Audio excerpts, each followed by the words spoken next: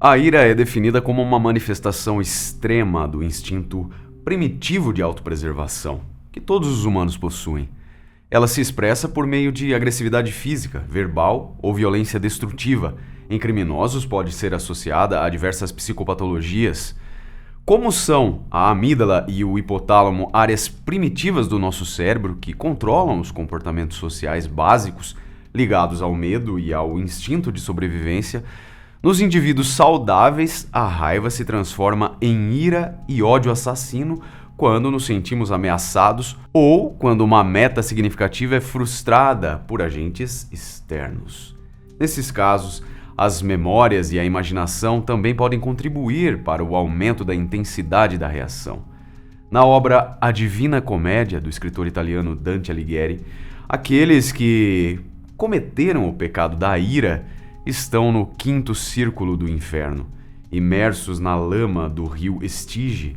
Estes condenados se espancam e se insultam eternamente. Este certamente será o lugar de destino do milionário americano Harold Landry. Sou Marcos. Antes de prosseguir com a história, eu peço que você deixe seu like nesse conteúdo. Verifique sua inscrição no canal e, se puder, entre para o nosso clube de membros. Combinado? Vamos aos fatos.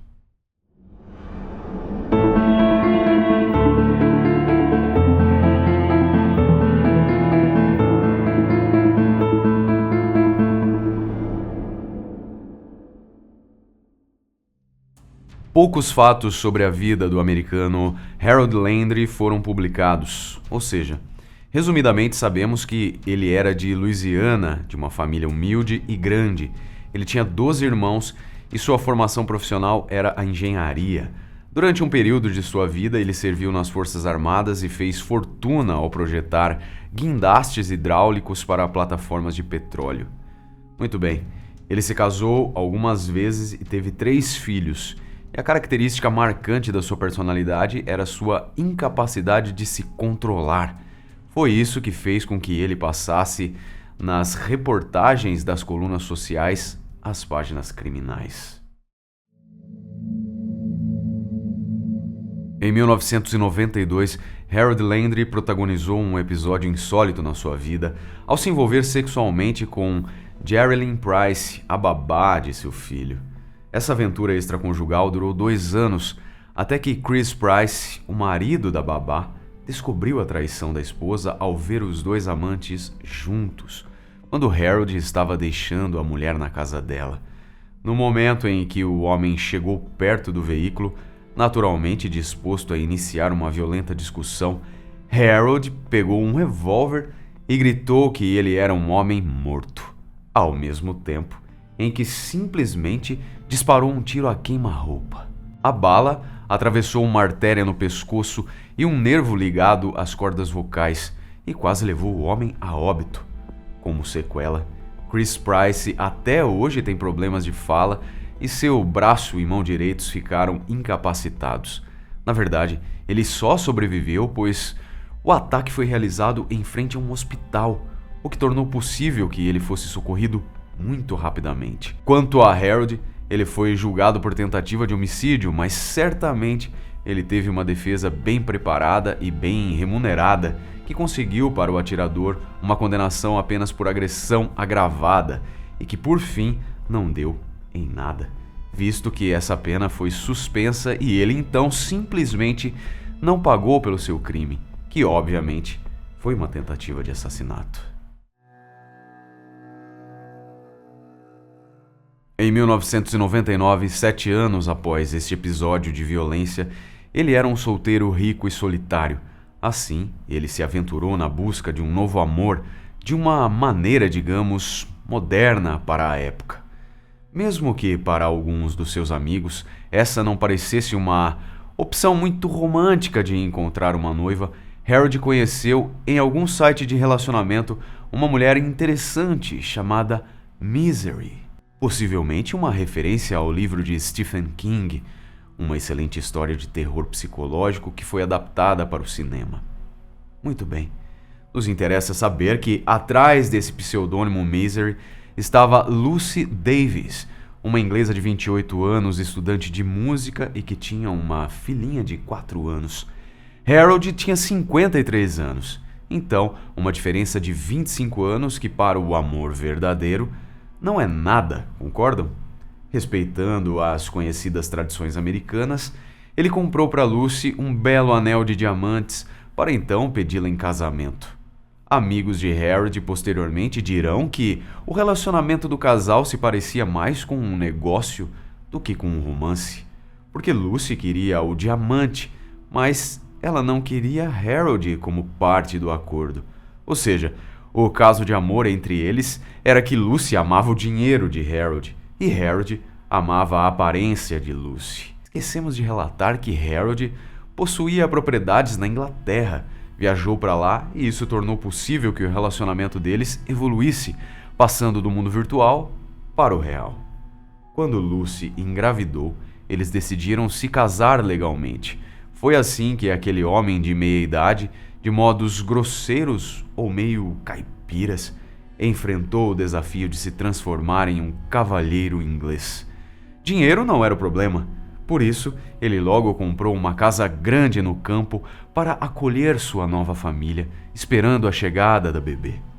Contudo, o que poderia ter sido uma vida cheia de felicidade para todos, rapidamente azedou. Talvez o fato deles ficarem o tempo todo juntos, ou que não havia desafios a enfrentarem como casal ou conquistas a realizarem, tenha acelerado o desgaste da relação. Um fato notório para as pessoas que conheciam o casal Landry era que os dois consumiam muita bebida alcoólica. Este era o combustível que alimentava as discussões deles e transformavam brigas em verdadeiras guerras. O casal se conhecia há 10 anos, quando Lucy finalmente pediu o divórcio. Nessa altura do campeonato, ela já estava traindo abertamente o marido com Garrett Jenkins, um ex-colega de escola, que ela reencontrou pelo Facebook em agosto de 2009. Quanto a Harold, ele também começou a sair com uma outra pessoa, uma mulher chamada Rachel Walbank, que vivia relativamente próxima deles. Discussões violentas marcavam o final deste casamento, em grande parte por questões financeiras, visto que Harold não aceitava a ideia de ele sair de casa e deixar espaço para outro homem morar ali, com ele próprio no papel de ex, patrocinando as despesas da família. A proposta era que Lucy e as meninas se mudassem para um imóvel alugado, mais modesto, até que se resolvessem as questões financeiras do divórcio. Mas o namorado de Lucy possivelmente também iria usufruir dos confortos que o dinheiro de Harold bancaria, e isso estava o deixando furioso. As fotos, caros abduzidos. Estava esquecendo de mencionar esse assunto, que era a cereja no bolo nesse conflito. Lucy começava a colocar no portão de um colégio próximo à casa deles, assim visível para todo mundo ver, algumas fotos íntimas de Harold. Essas fotos ela tinha encontrado no computador do marido, o que deu ensejo a ela definir Harold como um velho pervertido. Então, esse divórcio litigioso envolvia em alguma medida uma chantagem financeira, onde os nudes do velho milionário americano eram um elemento importante. Um golpe bem baixo da parte da mulher e que, obviamente, alimentava os piores sentimentos de Harold Landry. Em 1º de fevereiro de 2010, aconteceu um assassinato na mansão. Assim foi divulgado o crime nos jornais ingleses. Lucy, que estava então com 38 anos de idade, e seu marido Harold, com 63 anos, durante o dia receberam a visita de um vizinho, Stephen Kennedy, que tinha ido à casa deles na companhia de 2 crianças, seu filho Cree, de 1 ano, e sua enteada tia, de 10 anos. Segundo ele, tudo parecia mais ou menos normal, porém Harold tinha bebido pelo menos 3 garrafas de vinho. Mais tarde, quando já havia anoitecido, Stephen Kennedy ouviu alguns gritos e uma voz que claramente chamava pelo seu nome. Então, quando ele saiu de casa para ver do que se tratava, ele teve uma visão chocante. Sua bela vizinha, Lucy Landry, estava totalmente encharcada de sangue, com uma faca atravessada no corpo, caída sobre a cerca de sua casa. Imediatamente, ele tentou ajudá-la e chamou por socorro. Contudo, os médicos, quando chegaram, não puderam fazer nada para salvá-la. A polícia encontrou as filhas de Lucy, então com 7 e 14 anos, sozinhas no quintal da casa. As meninas não sabiam que sua mãe tinha morrido nos jardins da frente da casa. Quanto a Harold, o autor desse crime violento, ele tinha as abandonado sem se importar que as filhas pudessem ver Lucy naquela cena sangrenta. Após o cometimento do assassinato, Harold dirigiu até a casa de sua nova parceira e disse a ela que algo terrível tinha acontecido. Ele entregou as chaves do seu carro, cheques em branco já assinados, algum dinheiro em espécie e 30 mil libras esterlinas em ações, facilmente resgatáveis. Então ele tranquilamente caminhou em direção à sua casa. A polícia, que já estava procurando por ele nas estradas rurais na proximidade do local, facilmente o encontrou, cabendo ao sargento Ian Buff efetuar a prisão. Harold Landry negou o crime de assassinato e admitiu apenas homicídio culposo. No julgamento, ele alegou que sua esposa o havia ameaçado com uma faca quando ele tentava expulsá-la de sua propriedade, dando a entender que ele havia agido em legítima defesa. O processo se consistiu em 400 páginas e teve ampla cobertura da mídia pela brutalidade e pela herança milionária envolvida. Por fim, o juiz Foskett chamou o ataque a Lucy Landry de indescritível e imperdoável. Ele declarou ainda que as alegações do acusado tinham todas as marcas de uma história sonhada após o acontecimento, para tentar estabelecer uma defesa. A autópsia evidenciou que foram 23 golpes de faca e a maioria deles desferidos quando Lucy estava deitada no chão, tentando se defender. Isso permitiu que o juiz fosse categórico ao fazer 3 declarações a Harold. Não tenho dúvidas de que você pretendia matá-la. Não tenho nenhuma dúvida de que você sabia que ela estava morta quando você deixou seu corpo. Há uma característica dentro de você que, se provocada e desafiada, pode lhe levar a uma violência grave. Essa terceira afirmação levava em consideração também aquele outro crime pelo qual Harold tinha sido julgado nos Estados Unidos. Roger Davis, pai de Lucy, disse ao tribunal: desde que conheceu Lucy, Harold era um homem manipulador e desagradável que queria que ela desistisse de tudo apenas para servir e cuidar dele. O acusado não expressou nenhuma emoção quando foi condenado à prisão perpétua pela morte da esposa. Porém, nos pareceu que a pena mínima de 16 anos, até a possibilidade de condicional, foi bastante leve. A família dela declarou que a prisão de Harold, de alguma maneira, alivia a dor da perda, mas que, infelizmente, nada mudará em relação ao que aconteceu com ela.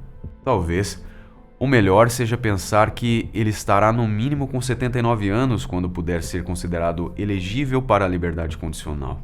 E assim, encerramos mais essa história lembrando que a ira, enquanto pecado capital, abordado pela doutrina de São Tomás de Aquino, é considerada como um pecado grave que dá ensejo ao cometimento de vários outros. Há aqui 2 destaques mortais por parte de Harold Landry. Sem dúvida alguma, o poder e a segurança que o dinheiro lhe oferecia possibilitou que ele ignorasse seus desvios de personalidade e o seu descontrole emocional, crendo que ele mesmo era a lei. Obrigado por sua companhia e até o próximo episódio.